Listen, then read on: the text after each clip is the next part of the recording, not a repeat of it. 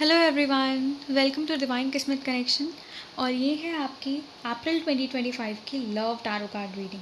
अगर आप जानना चाहते हैं कि अप्रैल मंथ में आपकी लव लाइफ में क्या क्या हो रहा है, क्या आपके पार्टनर की एनर्जीज होंगी, क्या आप महसूस करेंगे, कौन सी छोटी छोटी सी बातों का ध्यान रखकर आप अपने अप्रैल मंथ की एनर्जीज़ को बदल सकते हैं, अपनी लव लाइफ को बेहतर बना सकते हैं, तो ये रीडिंग आपके लिए है। और ये रीडिंग को आप किसी भी साइन के साथ देख सकते हैं, फिर चाहे वो आपका लग्न हो, आपके नाम के हिसाब से आपका साइन हो, या आपका मून साइन, या फिर आपका सन साइन हो।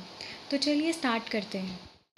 सो पाइसेस, यहाँ मैंने 3 सेट्स ऑफ कार्ड्स निकाले हैं। First set is about your energies, your current energies, your partners current energies, and ऊपर के जो सेट हैं it is about how your April 2025 is going to B.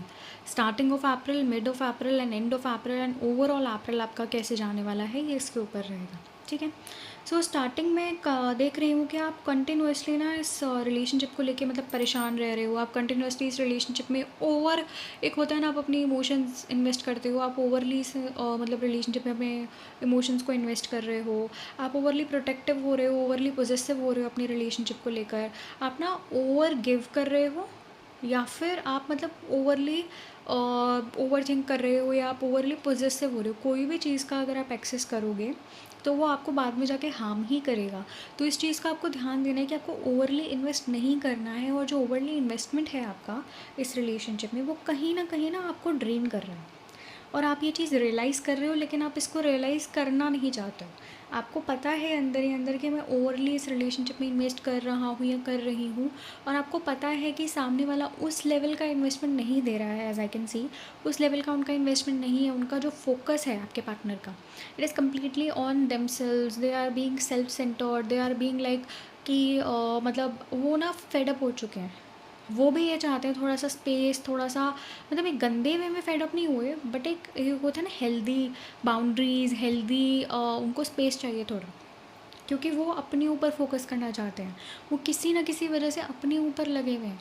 उनकी कोई ऐसी चीज़ है जिसमें वो इतने ज़्यादा फंसे हुए हैं कि वो आपको उस लेवल की एनर्जीज़ रिवर्ट नहीं कर पा रहे हैं जिस लेवल की energies you are putting into them. So you need to be very careful about it कि मैं क्या कितना उसमें इन्वेस्ट कर रही हूँ, और मुझे कितना करना चाहिए, कितना नहीं करना चाहिए। अपने ऊपर थोड़ा सा फोकस करना चाहिए। अगर आपको थोड़ा लग रहा है कि मैं नहीं अपने आप को कंट्रोल कर पा रही हूँ, तो just stop and take a break, और सामने वाले की सिचुएशन को देखने की कोशिश करो। जब आप सामने वाले की सिचुएशन को देखने की कोशिश करोगे कि कहाँ, कैसे, क्यों वो स्टक हो रखे हैं, तो आपको समझ में आएगा कि कहाँ आप उसमें ओवरली इन्वेस्ट कर रहे हो, और अब कहाँ आपके पार्टनर और आपके बीच में गैप ब्रिज होता जा रहा है। क्योंकि मैं स्टार्टिंग ऑफ अप्रैल तो देख रही हूँ कि काफ़ी अच्छा है। स्टार्टिंग ऑफ अप्रैल में आप दोनों का एक बढ़िया, जैसे पुरानी भी अगर कोई प्रॉब्लम चल रही होगी तो वो धीरे धीरे करके अभी सॉर्ट हो गई होगी। लेकिन मिड ऑफ अप्रैल में जाते जाते फिर से वही चीज़ बन जाएगी, आप ओवरली पॉजेसिव हो जाओगे। हो सकता है आप बहुत ज़्यादा स्पाई कर रहे हो उनके ऊपर, हो सकता है कि आप बहुत ज़्यादा मतलब ध्यान दे रहे हो। जब आप किसी चीज़ पे बहुत ज़्यादा ध्यान देने लगते हो ना, तो उसकी कमियां भी आपके सामने आने लगती हैं। क्योंकि क्या होता है, हर चीज़ की अगर अच्छे पॉजिटिव होते हैं, प्रोज होते हैं, तो कॉन्स भी होते हैं। कोई चीज़ कम्प्लीटली प्रोज से तो भरी नहीं हो सकती। That's very right. तो यहाँ पर आपको अपने ऊपर ध्यान देना है। जब आप अपने ऊपर ध्यान देना स्टार्ट करोगे तो आपके पार्टनर भी आपके ऊपर ध्यान देना स्टार्ट करेंगे, क्योंकि वो आपके साथ मतलब सिंसियर हैं, वो आपके साथ रहना चाहते हैं, लेकिन वो कम्प्लीटली आप पर फोकस नहीं दे पा रहे हैं। उनका फोकस फ़िलहाल अपने ऊपर है। हो सकता है वो कहीं पे अपने फैमिली में स्टक हो, अपने हेल्थ इश्यूज़ की वजह से स्टक हो, अपने करियर में स्टक हो, किसी चीज़ से वो परेशान है कॉन्स्टेंटली, उस चीज़ को लेकर वो बॉदर कर रहे हैं, इसलिए वो इमोशनली इन्वेस्टमेंट नहीं दे पा रहे हैं। तो आपको यहाँ पर अपने ऊपर काम करना है। थोड़ा अपने पार्टनर से, अपने रिलेशनशिप से हटकर थोड़ा सोचना है। जहाँ आपने एक चीज़ के पीछे भागना बंद किया, वो चीज़ फिर आपके पीछे भागती है ना। ऐसा होता है, मेजरली केसेस में ऐसा होता है। इसको कहते हैं पॉजिटिव लॉ ऑफ अट्रैक्शन, बोलते हैं ना, कि जिस चीज़ के रिवर्स लॉ ऑफ अट्रैक्शन, जिसमें आप जिस चीज़ के पीछे भागते हो वो चीज़ आपसे उतना पीछे छुड़ाने के लिए आगे भागती है। फिर जैसे ही आप रुक जाते हो वो चीज़ आपके पास अपने आप आ जाती है। ऐसा बहुत सारे लोगों के साथ हुआ होगा कि ये चीज़ मुझे पहले चाहिए थी, 1 साल पहले मेरे पास नहीं आई, लेकिन अब मेरे पास आ रही है, जब मुझे उस चीज़ की ज़रूरत ही नहीं है। तो यही सेम चीज़ आपके साथ हो रही है। आप उनके पीछे भागते जा रहे हो। आपको उनके पीछे नहीं, अपने पीछे भागना है। आप थोड़ा सेल्फ लव करो, थोड़ा वेट एंड जस्ट वॉच कि क्या हो रहा है। आप मत करो कुछ भी। अगर वो आपसे कम बात कर रहे हैं, जितनी देर वो बात कर रहे हैं, आप ज़्यादा टाइम के लिए मत लड़ो। जितनी देर आपसे बात कर रहे हैं, आप उतनी देर में खुश रहने की कोशिश करो।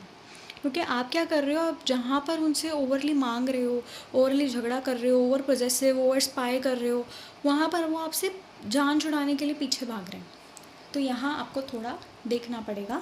आई नो यहाँ पर आपकी एनर्जीज़ कम्प्लीटली ये दिखा रही हैं कि आप इतनी ज़्यादा इन्वेस्टेड हो, आप बहुत ज़्यादा उनके साथ कहीं बाहर जाना चाहते हो। आपने हो सकता है प्लानिंग कर रखी हो कि मैं कहीं बाहर जाऊँ, या मैं उनके साथ कहीं पे टाइम स्पेंड करूँ, या मैं बहुत ज़्यादा लवी डवी हो गया आप स्टार्टिंग ऑफ द अप्रैल में, मिड ऑफ द अप्रैल में आपकी ओवर पोजेसिवनेस की वजह से आपके बीच में प्रॉब्लम हो सकती है। मे बी ऐसा मतलब आपके पार्टनर की फीलिंग्स को देखकर मैं ये भी कह सकती हूँ कि उनको लग रहा है कि कहीं ना कहीं आप मतलब ओवरली घुसे हुए हो, उनको पर्सनल स्पेस नहीं मिल रहा है, तो उसकी वजह से वहाँ पे इशू आ सकता है। अगर आप किसी ऐसे रिलेशनशिप में हो जहाँ पर आपको लग रहा है कि मतलब मैं बहुत ज़्यादा फंसी हुई हूँ, स्टक हो रखी हूँ, क्योंकि मिड में अप्रैल के आपको ये फीलिंग आएगी कि मैं बहुत ज़्यादा स्टक हूँ इस रिलेशनशिप में, मैं बहुत ज़्यादा फंसी हुई हूँ, मैं क्या करूँ, मैं मतलब निकलूँ कि छोड़ दूँगी, क्या करूँ। लेकिन ऐसा नहीं है।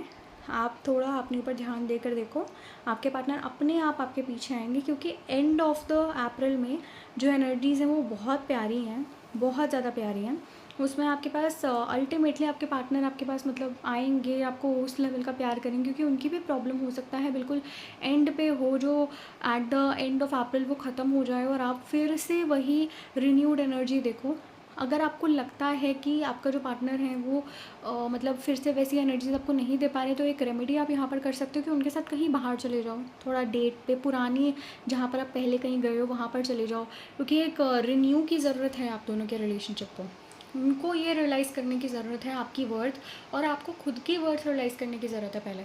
जब आप अपनी वर्थ रियलाइज़ करोगे तभी आप किसी और को अपनी वर्थ दिखा पाओगे, राइट। तो अपने आप को पहले अपनी वर्थ दिखाओ, फिर उनको अपने वर्थ दिखाने के लिए उनको एंड ऑफ द अप्रैल तक सारी चीज़ें सॉल्व हो जानी है। ये सिर्फ टेम्परेरी की प्रॉब्लम होगी जो होगी। ओवरऑल बहुत अच्छा है आपका जो अप्रैल जाने वाला है। थोड़ा इमोशनल रहेगा, थोड़ा ज़्यादा आप फंस कर रह जाओगे अपनी चीज़ों में, लेकिन ओवरऑल बहुत अच्छा जाएगा, क्योंकि जिसका अंत भला तो सब भला है ना। तो अंत में आपके लिए सब बहुत अच्छा है, वापस आएंगे, सब कुछ करेंगे, तो एवरीथिंग इज़ गुड।